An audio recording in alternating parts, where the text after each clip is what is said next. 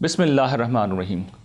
محترم ناظرین، اس رمضان میں ہم ایک خصوصی پروگرام ہر روز آپ کی خدمت میں لے کر حاصل ہوں گے، جس میں ہم یہ بات زیر بحث لائیں گے کہ ہمارے دین کی تعلیمات جس طریقے سے آخرت میں ہماری فلاح کی ضامن ہیں، اسی طریقے سے اس دنیا میں بھی ہمارے لیے فرد کے لحاظ سے بھی، اجتماع کے لحاظ سے بھی خیر و برکت کا باعث ہے۔ گفتگو کا آغاز ہم رمضان کے حوالے سے کریں گے، کیونکہ اس مہینے میں مسلمان دنیا بھر میں روزے رکھ رہے ہیں، اور روزہ وہ عبادت ہے جو مسلمان اصلاً اپنے رب کے حکم پہ کرتے ہیں، اس کی رضا جوئی کے لیے کرتے ہیں۔ لیکن چونکہ ہمارے پروردگار کا حکم ہے، اس لیے اس کے اندر خیر و برکت بھی ہے، دنیا کے لحاظ سے بھی بھلائی ہے۔ وہ کیا بھلائی ہے، یہ اب دور جدید میں ہونے والی تحقیقات نے بالکل اسٹیبلش کر دی ہے۔ 2016 میں جاپان میں ایک تحقیق ہوئی جس میں یہ بات بتائی گئی کہ یہ جو روزہ ہے یہ ہمارے جسم میں ایک خصوصی پروسیس کو سٹارٹ کرتا ہے جس کو آٹوفیجی کہتے ہیں، اور یہ بات واضح ہے کہ اس تحقیق کے اوپر نوبل پرائز ملا ہے۔ چنانچہ اس کا مطلب یہ ہے کہ اوتھینٹک تحقیق ہے، یہ سنی سنائی بات نہیں ہے۔ تو آٹوفیجی کا پروسیس کیا کرتا ہے کہ جسم کے ناکارہ خلیات کو ختم کر دیتا ہے، ان کی مرمت کرتا ہے، جس کے نتیجے میں ہماری بائیولوجیکل ایج بڑھتی ہے۔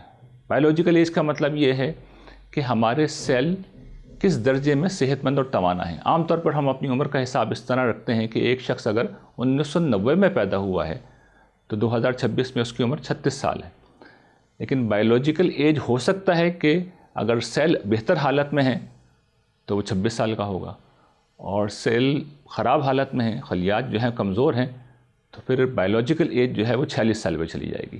تو جس وقت ہم روزہ رکھتے ہیں تو ہم بائیولوجیکلی ینگر ہو جاتے ہیں، ہماری عمر کم ہو جاتی ہے، جس کے نتیجے میں طویل عمر ملتی ہے۔ آدمی جب تک رہتا ہے صحت مند رہتا ہے، اور صحت یقیناً سب سے بڑی نعمت ہے۔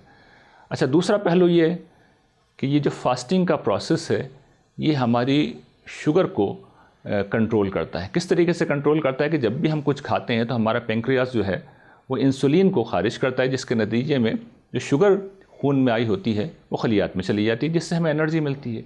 لیکن جب ہم بار بار کھاتے ہیں اور مستقل کھاتے ہیں اور ہر وقت کھاتے رہتے ہیں تو اس کے نتیجے میں یہ پروسیس کمزور ہونا شروع ہوتا ہے۔ پینکریاس سے خون کے اندر جو جانے کا پروسیس ہے انرجی کا، وہ کم ہونا شروع ہو جاتا ہے۔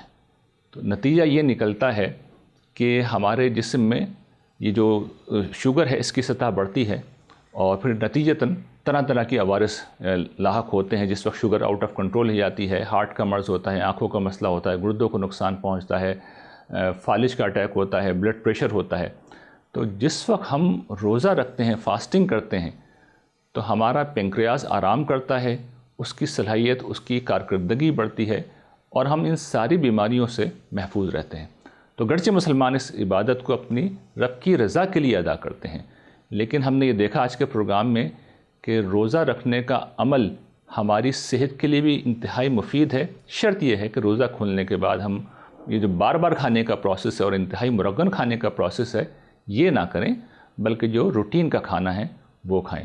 یہ کریں گے تو انشاءاللہ روزے کی عبادت آخرت کے ساتھ دنیا میں بھی انشاءاللہ ہماری بہترین صحت کی ضامن ہوگی۔ وآخر دعوانا ان الحمدللہ رب العالمین۔